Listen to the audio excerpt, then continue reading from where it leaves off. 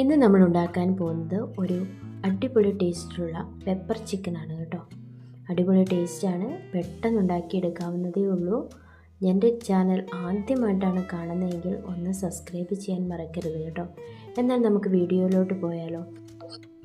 ഞാനിവിടെ 1/4 കിലോഗ്രാം ചിക്കനാണ് കേട്ടോ എടുത്തിരിക്കുന്നത്. 1 ടേബിൾ സ്പൂൺ കുരുമുളക് പൊടി, 1 ടേബിൾ സ്പൂൺ മുളക് പൊടി, വിനാഗിരി, ആവശ്യത്തിന് ഉപ്പ് ഒക്കെ ചേർത്ത് നമുക്ക് നന്നായിട്ടൊന്ന് മിക്സ് ചെയ്യാം. നമുക്കിനി മിക്സ് ചെയ്ത ചിക്കനെ ഒരു അരമണിക്കൂറത്തേക്ക് റെസ്റ്റ് ചെയ്യാൻ വേണ്ടി മാറ്റി വയ്ക്കാം. ഇനി നമുക്ക് വേണ്ടത് 1 സവോള കഷ്ണങ്ങളാക്കി അരിഞ്ഞത്, ഇഞ്ചി 1 കഷ്ണം, 2 പച്ചമുളക്, വെളുത്തുള്ളി 5-6 ചെറിയുള്ളി, അതിനെയും ചെറിയ കഷ്ണങ്ങളാക്കി അരിഞ്ഞത്. ഇത്രയും ഇൻഗ്രീഡിയൻസ് ആണ് നമുക്ക് വേണ്ടത്. ഇനി നമുക്ക് ഒരു പാൻ വെച്ച് കൊടുക്കാം. അതിനകത്തോട്ട് നമുക്ക് വെളിച്ചെണ്ണ ഒഴിച്ചു കൊടുക്കാം. വെളിച്ചെണ്ണയൊക്കെ ഒന്ന് നന്നായിട്ട് ചൂടായി വരുമ്പോഴത്തേക്കും നമുക്ക് കടുകിട്ട് കൊടുത്ത് കടുകൊക്കെ ഒന്ന് നന്നായിട്ട് പൊട്ടി വരുമ്പോഴത്തേക്കും നമുക്ക് അതിനകത്തോട്ടേക്ക് കട്ട് ചെയ്ത് വെച്ച് സവോള ഇട്ട് കൊടുക്കാം.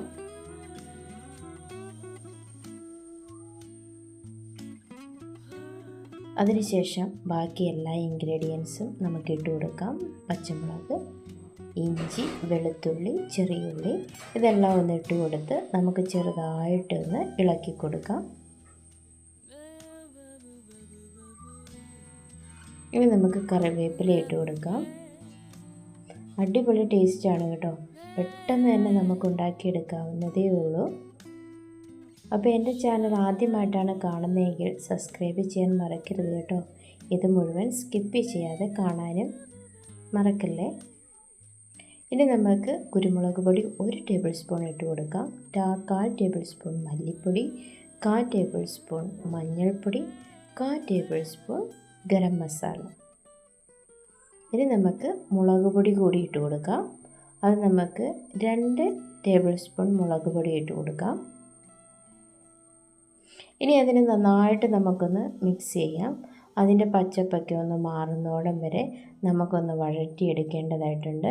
ഇനി നമുക്കതിനകത്തോട്ട് ആവശ്യമായിട്ടുള്ള ഉപ്പും കൂടി ചേർത്ത് കൊടുക്കാം. ഒരു 1/4 ടേബിൾ സ്പൂൺ ഉപ്പ് അതും കൂടി നമുക്ക് ചേർത്ത് കൊടുത്ത് നന്നായിട്ടൊന്ന് ഇളക്കി കൊടുക്കാം. ഇപ്പോൾ നമ്മുടെ മസാലയൊക്കെ നന്നായിട്ട് മൂത്ത് വന്നിട്ടുണ്ട്. ഇനി നമുക്ക് നമ്മളവിടെ മിക്സ് ചെയ്ത് വെച്ച് ചിക്കനെ നമുക്ക് ഇതിനകത്തോട്ട് ഇട്ട് കൊടുക്കാം.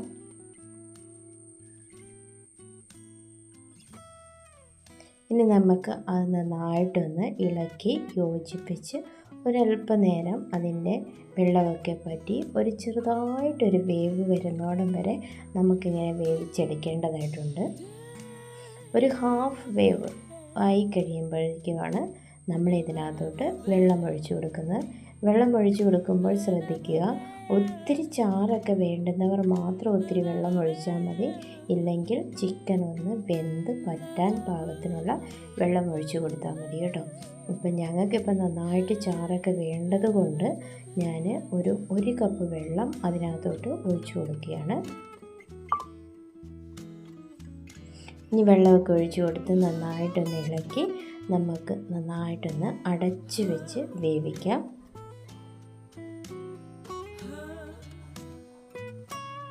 ഇപ്പോൾ നമ്മുടെ ചിക്കനൊക്കെ ഒരു ഹാഫ് വേവ് ആയിട്ടുണ്ട് കേട്ടോ.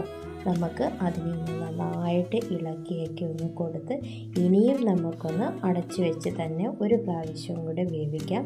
നല്ല ടേസ്റ്റാണ് കേട്ടോ. ആവശ്യത്തിന് നന്നായി തന്നെ കുരുമുളക് പൊടി ചേർത്ത് കൊടുക്കാൻ മറക്കരുത്. അതാണ് നമ്മുടെ ചിക്കൻ്റെ ഹൈലൈറ്റ്. ഇപ്പോൾ നമ്മുടെ ചിക്കനൊക്കെ നന്നായിട്ട് വെന്ത് വന്നിട്ടുണ്ട്. ഇനിയിപ്പോൾ ഞാനിപ്പം അല്പം തേങ്ങാപ്പാൽ കൂടി ഒഴിക്കാൻ പോവുകയാണ് കേട്ടോ. തേങ്ങാപ്പാൽ വേണ്ട എന്നുള്ളവർക്ക് തേങ്ങാപ്പാലൊന്നും, ഈ കറിക്ക് തേങ്ങാപ്പാലിൻ്റെ ഒന്നും ആവശ്യമില്ല. എന്നാലും ഞങ്ങൾക്ക് തേങ്ങാപ്പാൽ ഇച്ചിരി ഇഷ്ടമായതുകൊണ്ടാണ് ഞങ്ങൾ തേങ്ങാപ്പാൽ ഒഴിക്കുന്നത്. ഇപ്പോൾ തേങ്ങാപ്പാലും കൂടി ഒഴിച്ച് കഴിഞ്ഞപ്പോഴത്തേക്കും അടിപൊളിയായി. ഇനി ഒന്ന് ചെറുതായിട്ടൊന്ന് തിള വരുമ്പോഴത്തേക്കും നമ്മുടെ കറി ഇവിടെ പൂർണ്ണമായിട്ട് റെഡി ആയിട്ടുണ്ട് കേട്ടോ.